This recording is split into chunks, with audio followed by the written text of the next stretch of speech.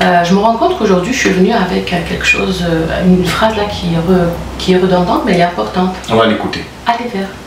Aller vers. Aller vers. Donc, alors, je dirais, alors si ici à 5 conseils, et je suis sûre qu'après, quand j'écouterai cette interview, je me dirai, ah, mais t'as pas parlé de ça.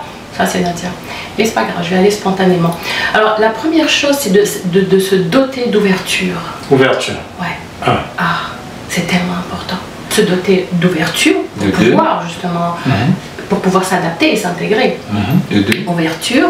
Aller vers. Aller vers. Deux. Oui. Se former. Se former. S'informer. S'informer. Se former et s'informer. D'accord. Ou Oui. peut-être s'informer pour se former. Ça, c'est important. Avoir une certaine humilité. L'humilité. Parce que nous, au Maghreb, quand on a plusieurs diplômes et tout, c'est comme si on savait tout. Oui, mais on est des gens, érudits. Oui, alors il y a des gens, je ne suis pas en train de juger, hein, c'est pas en général, mais les gens qui sont dotés d'humilité, on revient au numéro 1, on est ouvert et on reçoit. Donc, pour pouvoir recevoir. Tout nouveau, tout beau. Diaspora Interaction innove dans la ville de Québec avec l'ouverture de son studio web TV moderne et l'installation de ses équipements de dernière génération. À partir de 100 $ seulement, offrez-vous désormais des reportages de qualité, des spots publicitaires de haut niveau, des plateaux TV, des séances photos, la production de vos contenus et même des formations techniques adaptées à vos besoins. Tout cela avec des professionnels engagés et à votre écoute. Vous souhaitez louer du matériel de production, un espace, des studios d'enregistrement avec ou sans technicien? Diaspora Interaction est là pour vous servir. Vous êtes un entrepreneur dynamique, un acteur du secteur culturel et artistique, une personnalité politique qui veut élargir sa base et mieux communiquer? Diaspora Interaction vous attend. Bienvenue chez vous. Contactez-nous au 581-995-9990. Diaspora Interaction, l'inclusion et la diversité en images pro. Bonjour Nadia, vous allez bien? Bonjour Florent, ça va bien. Merci pour l'invitation. Merci d'avoir accepté. Nous sommes honorés de vous avoir avec nous aujourd'hui. Alors, en quelques mots, est-ce qu'on peut savoir qui vous êtes et comment vous vous retrouvez dans la ville de Québec? La grande question. Oui. Quand on nous pose cette question, on se dit par où je commence, c'est quoi que je dis. Donc moi, tu me connais, je vais être spontanée comme d'habitude. Ben, quand tu dis qui tu es, pour moi, je suis d'abord la maman. La maman. La maman de combien d'enfants? J'allais dire 3 enfants, mais 3 jeunes adultes finalement. Hein. 3 jeunes adultes. La plus jeune va avoir 19 ans. On aimerait savoir, comment vous êtes passé par l'Europe pour arriver en Amérique du Nord? Donc dans les débuts dans le début 2000, en 2000 d'ailleurs, on a décidé de partir de l'Algérie. Je suis algérienne d'origine, de partir en France avec mon conjoint et j'avais un enfant à l'époque, les autres sont nés en France. Donc on a décidé de faire d'autres choses différentes, de se développer, on faisait des allers-retours au début, donc des allers-retours pour faire des petites formations, des DU qu'on appelle en France, des diplômes universitaires. Et ensuite on s'est installé à partir de 2001. Et entre-temps mon fils était... Vous êtes installé, ça c'est en Europe, c'est ça? Oui. En 2001. Vous avez fait combien d'années en Europe? À peu près 10 ans. 10 ans. 9-10 ans. Wow. Vous êtes européenne, vous? Absolument pas algérienne. Algérienne. Alors, si vous êtes algérienne... Je peux dire algéro-canadienne. Algéro-canadienne. Après 9 ans, normalement, en Europe, vous devriez prendre la nationalité. Oh, c'est pas si facile que ça. C'est pas si facile. J'étais canadienne 2 ans avant d'habiter au Canada. Ok. Oh, d'accord. Parce que l'immigration, ça se passe mieux au Canada. Et je suis restée... pas française, non. Et puis j'ai jamais cherché à être française non plus. C'est compliqué. Tu veux qu'on rentre là-dedans? Ouais.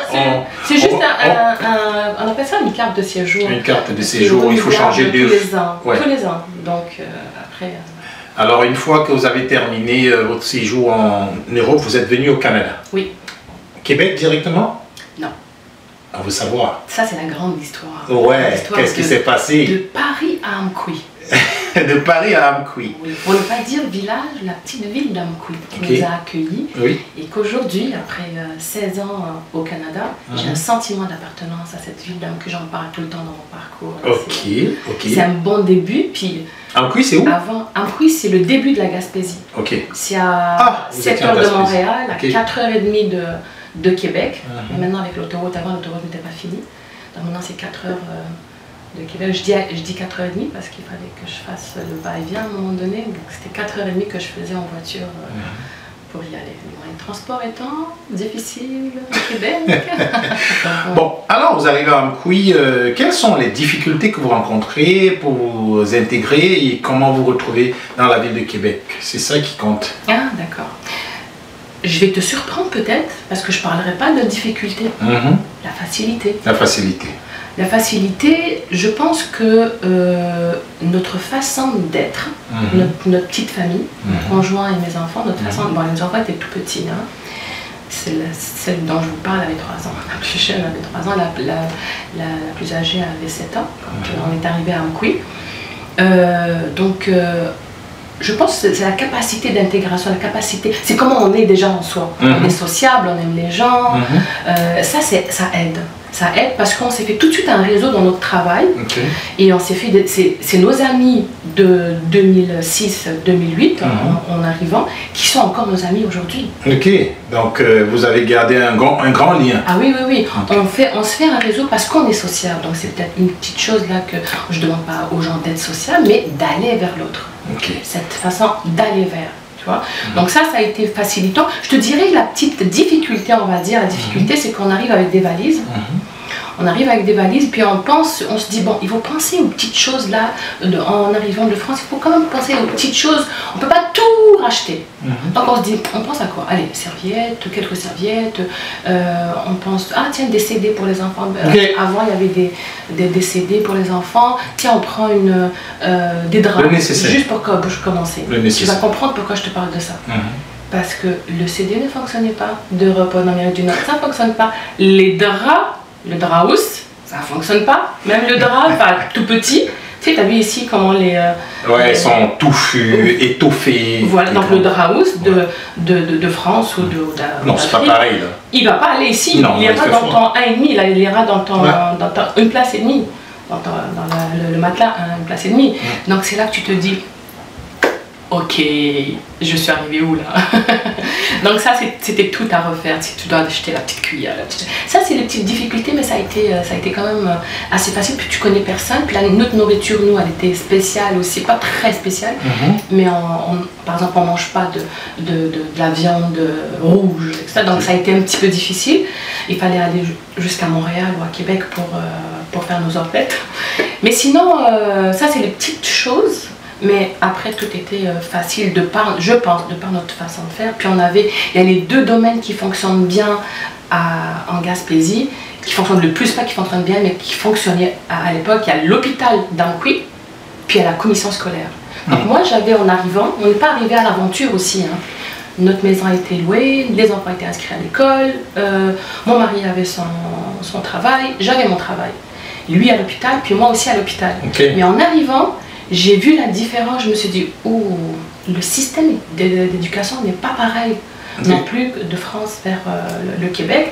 Et c'est là que j'ai choisi de travailler dans les commissions scolaires pour être proche de mes enfants, pour pouvoir les aider. Et je te prie de me croire que ça a été vraiment gagnant de passer par les commissions scolaires. Et là, j'ai acquis une belle expertise d'apprentissage, comment on appelle ça, la neuropsychologie. L'évaluation des troubles neurodéveloppementaux, des aptitudes scolaires, des troubles d'apprentissage et tout ça. Donc j'ai fait ça pendant 5 ans. Et après les enfants grandissent, donc ça prend un secondaire, ça prend un cégep, il y avait cégep, mais il n'y avait pas toutes les spécialités. Et c'est là qu'on décide de déménager pour que les enfants puissent s'inscrire au collège à Québec. La vie du docteur Nadia Kendil à Québec, les réalités de Québec, la conciliation travail-famille, les défis de Québec et surtout les surprises de Québec dans quelques secondes. Ne quittez pas. Bonjour, je m'appelle Christelle Facheux, PDG de la compagnie AfriRemit qui vous permet de transférer de l'argent du Canada, des États-Unis vers l'Afrique gratuitement.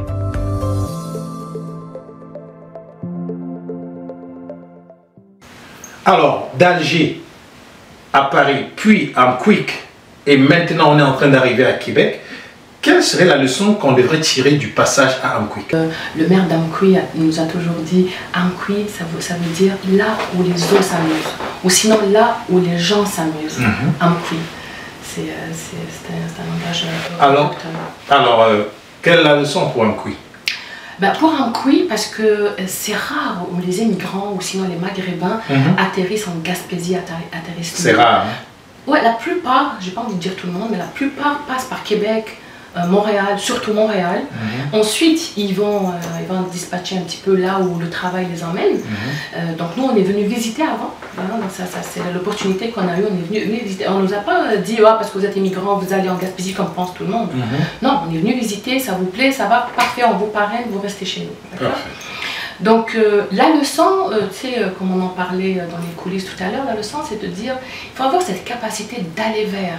On ne vient pas avec nos bagages, cette fois-ci je parle du bagage éducationnel, du bagage motivationnel, puis on reste dans son coin et puis on regarde un peu, on se dit mon Dieu les gens sont différents. Non, il faut avoir cette capacité d'aller vers, d'accord, d'aller vers l'autre. Et ce qui était intéressant nous en Amkoui, c'est que les gens, on les a fait intéresser à nous, on leur a fait goûter nos mets traditionnels, les choses, ils ont vu nos habitudes, ils ont vu nos enfants et tout, donc ils sont venus vers nous et on a toujours été, parce qu'il paraît, selon le maire d'Amkoui, ah oui, pourquoi je parle du maire d'Amkoui? Parce que je sais pas, j'ai quelque chose, moi quand j'arrive, la première semaine, j'appelle le maire d'Amkoui. Je sais pas pourquoi, il faudrait que je me rappelle pourquoi je l'ai fait, mais en tout cas je l'ai fait. J'appelle le maire d'Amkoui, je lui dis, vous avez une nouvelle famille algérienne qui arrive, faites ce que vous voulez de cette information. Il était super content, il m'a dit, ça fait 50 ans qu'il n'y avait pas d'émigrants qui ont mis le pied à Amkoui. Ça faisait 50 ans. 50 ans. Donc on était les premiers maghrébins à arriver après 50 ans. Ok.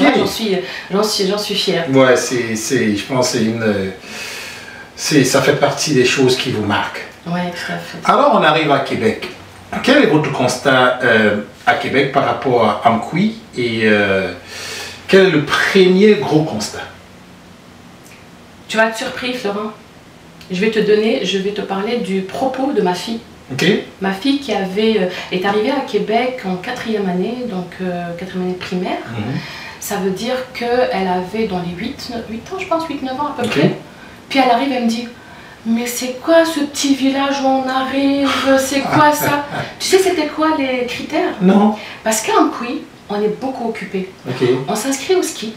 On a un pass de saison, donc on va le rentabiliser ce pass de saison parce qu'il coûte cher.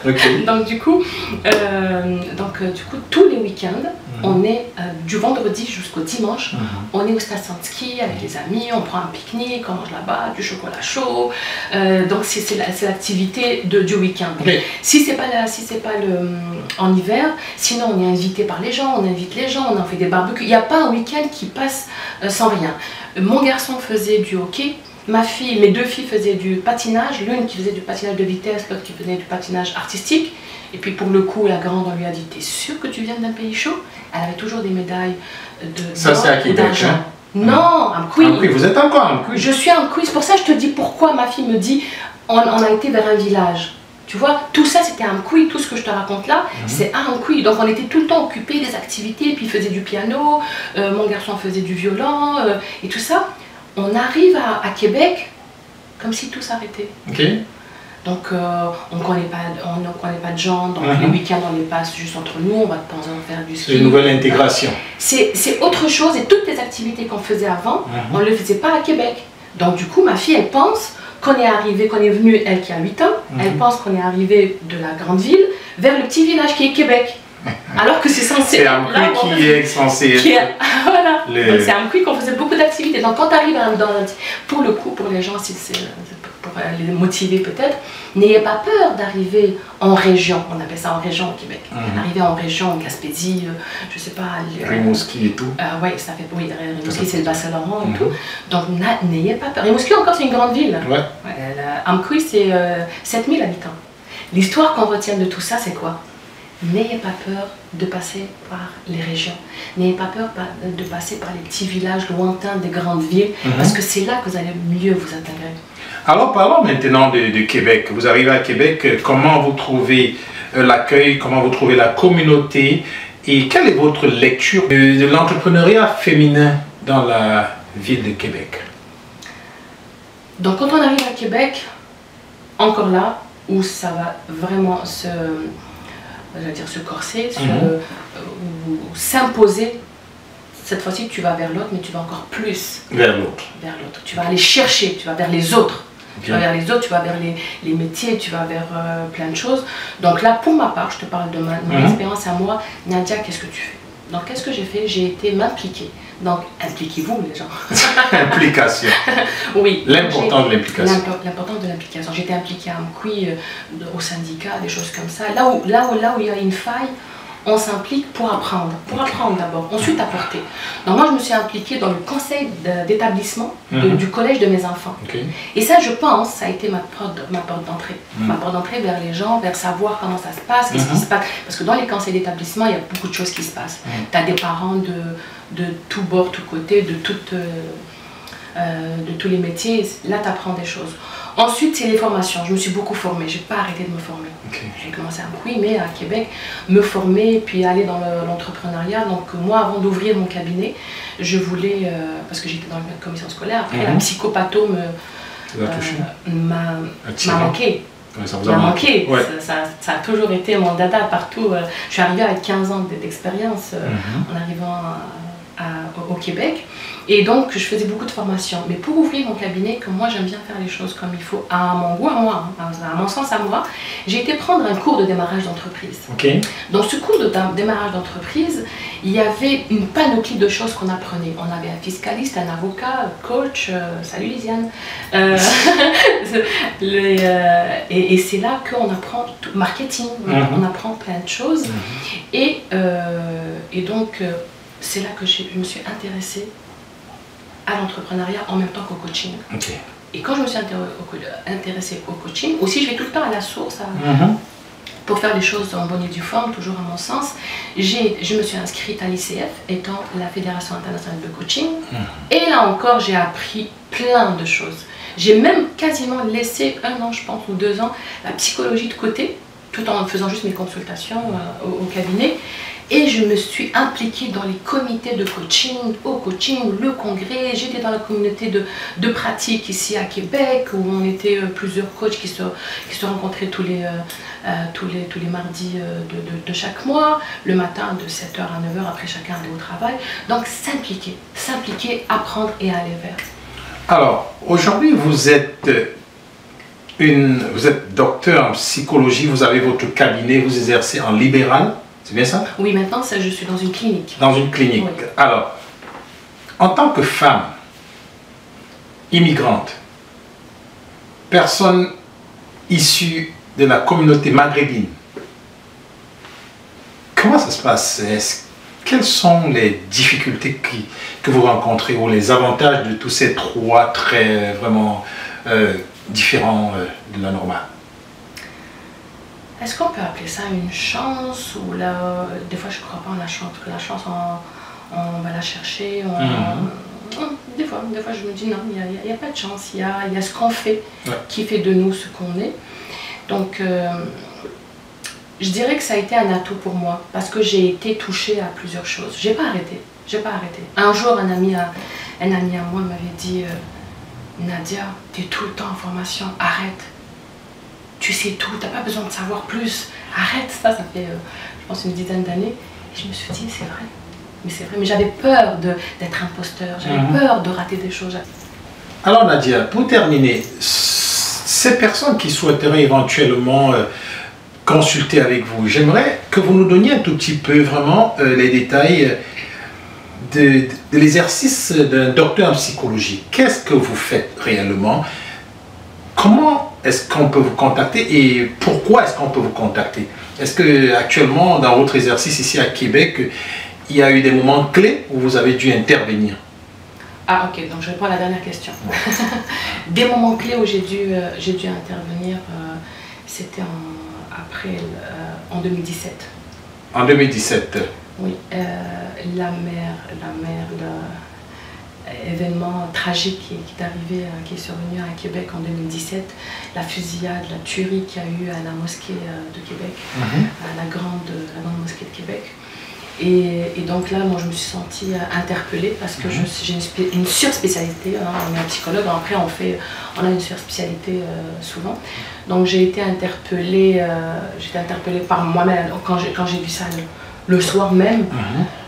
Je sais pas, je me rappelle plus hein, comment j'ai dormi ce soir-là, mais le lendemain, j'avais déjà écrit à mes patients pour leur dire je ferme ma clinique, je reporte mes rendez-vous. Ils ont été très compréhensifs par rapport à ça. J'appelle des psychologues pour leur dire est-ce que je peux agir sur le terrain parce que je veux que ça soit éthique ce que je fais. Puis là, je quitte tout, puis je vais vers les familles endeuillées et je fais le tour. On avait décidé de faire ça avec une amie médecin et du coup, moi, ça prend plus de temps dans mon intervention. Donc du coup, après, elle a été d'un côté, j'ai été d'un côté. Et c'est suite à ça que j'avais fait ça pendant peut-être 1 an gratuitement.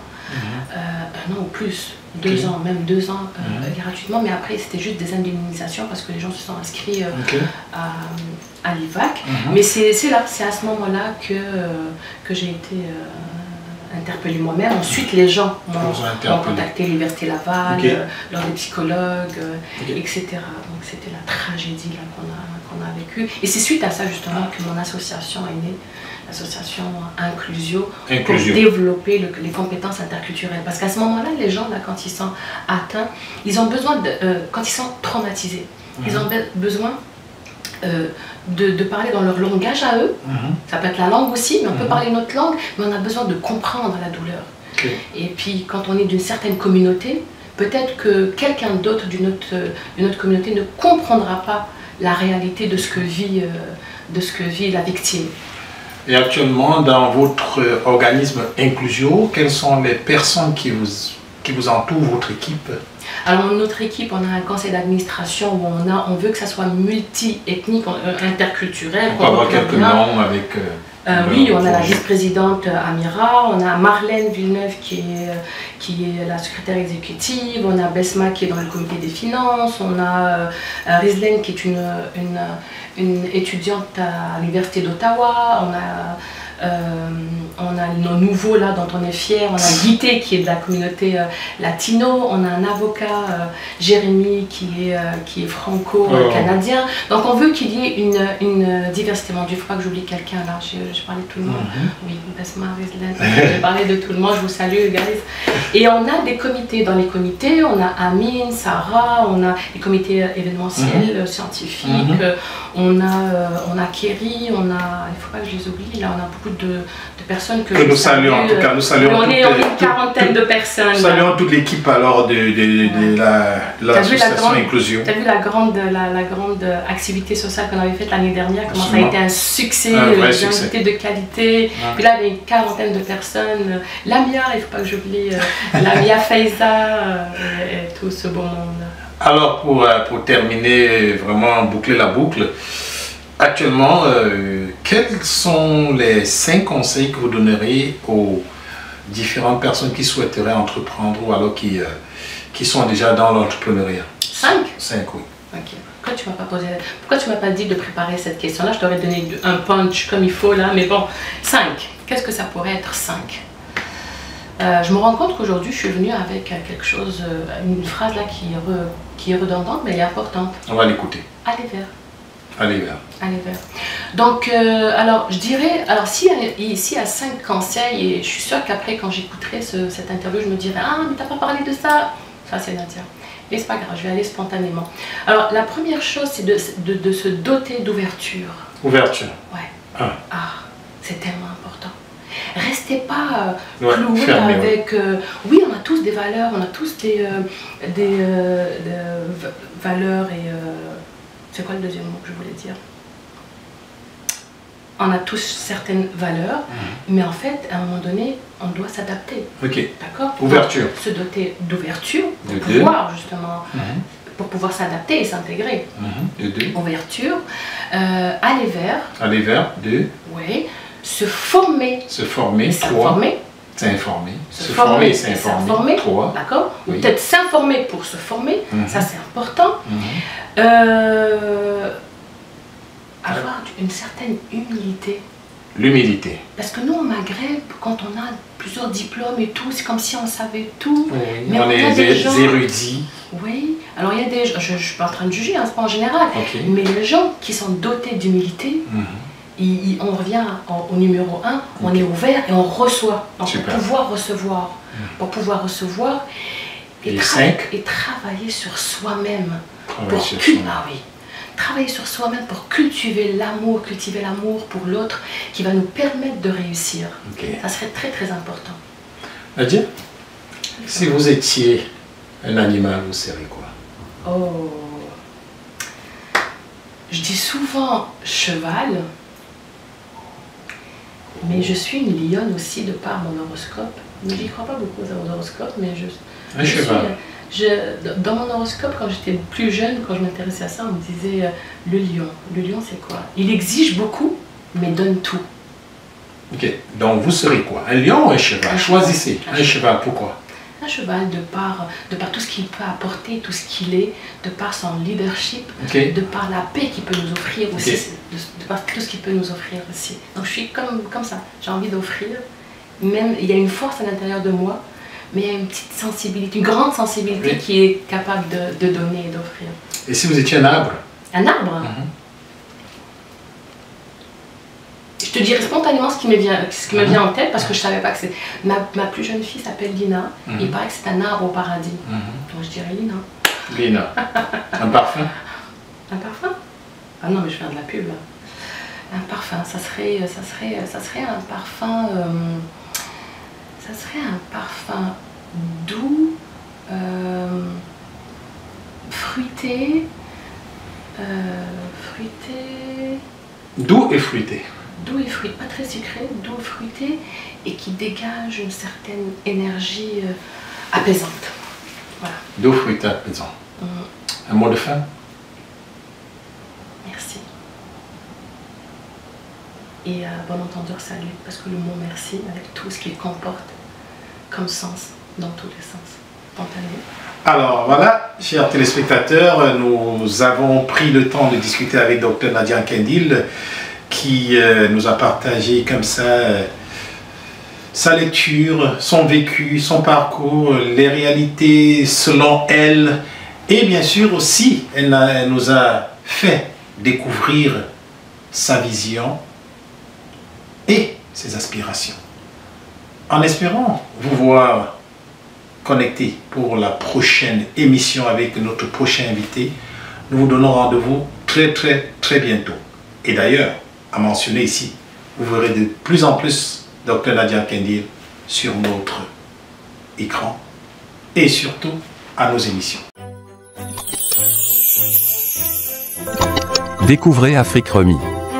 De votre confort, envoyez de l'argent depuis le Canada et les États-Unis vers de nombreux pays africains. Tout ceci au meilleur taux du marché. Utilisez nos différents services, tels que envoi d'argent par Mobile Money, Express Union, ou encore faire un dépôt bancaire. Vous pouvez également régler vos factures d'électricité, d'eau et de télévision via notre plateforme.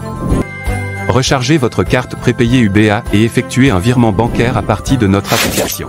Nos agences sont ouvertes 24 heures sur 7 et les retraits sont gratuits. Allez-y et téléchargez l'application depuis Play Store et Apple Store.